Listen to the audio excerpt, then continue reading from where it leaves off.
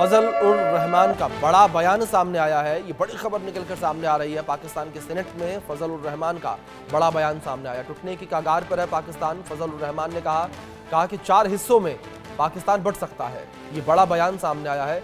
आतंकवाद के चलते 4 हिस्सों में पाकिस्तान बंट सकता है। ये बड़ी खबर है जो निकलकर सामने आ रही है। तो बड़ा बयान निकलकर सामने आया। बलूचिस्तान के 6 से 7 जिले पूरी तरह से आतंकियों के कब्जे में है। पाकिस्तान सरकार और सेना का कई हिस्सों से नियंत्रण हो चुका है, नियंत्रण नहीं है।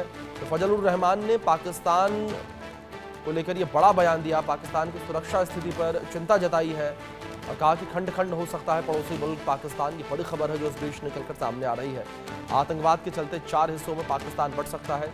मौलाना फजल उर रहमान के बयान से शहबाज सरकार डरी हुई नजर आ रही है। जिस तरीके से पाकिस्तान के 4 टुकड़े होने के बाद फजल उर रहमान के द्वारा कही गई है, ये बड़ी खबर है जो इस बीच सामने आ रही है।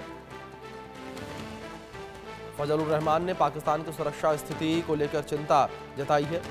ये बड़ी खबर है जो इस बीच सामने आ रही है। फजल उर रहमान का ये बयान जो है वो पाकिस्तानी सरकार को चिंता में डालने वाला बयान निकलकर सामने आया। जिस तरीके से उन्होंने बयान दिया कि पाकिस्तान के टुकड़े होंगे। फजल उर रहमान कौन है? अफगानिस्तान के इस्लामी अमीरात के नेता और पाकिस्तान में शरिया कानून लागू कराना चाहते हैं।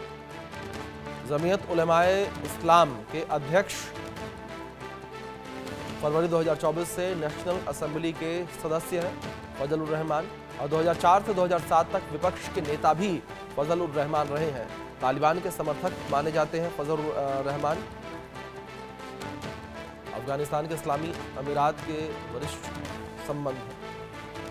हमारे सहयोगी अजय जांडियाल जुड़ गए हैं, सीधे उनका रुख करेंगे अधिक जानकारियों के लिए। अजय, सबसे पहले जानकारी आपसे चाहेंगे मौलाना जफर उर रहमान के बयान को लेकर, किस तरीके से उनका बयान दिया गया और उस बयान के क्या कुछ मायने निकाले जा रहे हैं?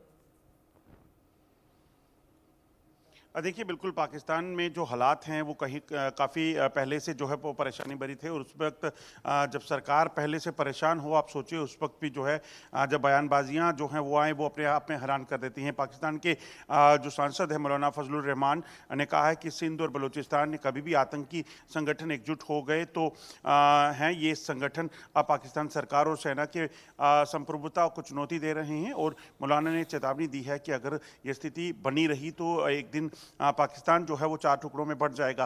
तो ये पहला मौका नहीं है। फजल उर रहमान जो है वो पहले भी बलूचिस्तान को लेकर कई बार बयानबाजियां करते रहे हैं। वो कहते रहे हैं कि पाकिस्तान सरकार जो है उनको सुनना चाहिए, मगर सरकार जब नहीं सुनती है तो उसके परिणाम क्या होते हैं वो देश के दुनिया के सामने हैं। क्योंकि पाकिस्तान में अगर आप देखें, एक तरफ बलूचिस्तान का इलाका, एक तरफ खैबर पख्तूनख्वा का इलाका, ये तमाम इलाके जो हैं वो अलग अलग बटे हुए हैं।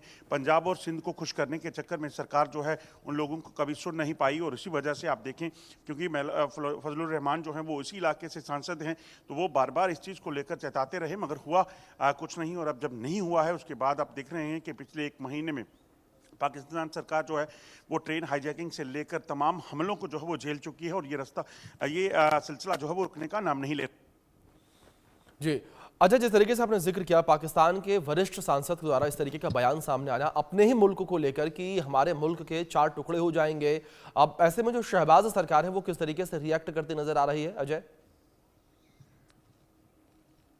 देखिए, शहबाज सरकार को जो है इसमें कुछ समझ नहीं आ रहा, क्योंकि सरकार जो चलाती है वो सेना चलाती है। और पाकिस्तानी सेना इस वक्त ऑपरेशंस में लगातार पीछे है, क्योंकि लगातार उन पर हमले हो रहे हैं, चाहे वो टीटीपी है चाहे वो बीएलए है, वो लगातार निशाना बना रही है। तो ऐसे में पाकिस्तान सरकार जो है वो चौतरफा गिरी हुई है। एक तरफ इमरान खान जो है उनकी पार्टी ने उनका जीना दुश्वार किया है, और अब बलूचिस्तान और खैबर पख्तूनख्वा में मौजूदा दौर के चलते जो है मौलाना फजल उर रहमान जो है वो संसद में इस तरह का जब बयान देते हैं तो इसका मतलब साफ है कि सरकार के लिए काफ़ी परेशानियां बढ़ गई हैं। और सरकार को ये समझ आना चाहिए कि जिस तरीके से मौजूदा हालात हैं, अगर बातचीत के जरिए बात बन पाएगी तो बन पाएगी, वरना ऑपरेशनल अगर आप देखें तो पाकिस्तानी सेना ना तो टीटीपी का कुछ बिगाड़ पाई है अभी तक और ना ही बीएलए का।